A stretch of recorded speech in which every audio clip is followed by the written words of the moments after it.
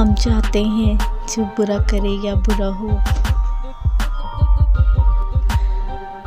उसके साथ उससे भी ज़्यादा बुरा हो। बस एक इसी ख्वाहिश की वजह से हम इस बुरे इंसान से भी ज़्यादा बुरे बन जाते हैं। तुम इसे माफ़ कर दो, यही सज़ा काफ़ी है इसके लिए। और अगर माफ़ नहीं कर सकते तो इसे सोचना बंद कर दो, क्योंकि दुनिया में उस इंसान से बढ़कर कोई बदनसीब नहीं होता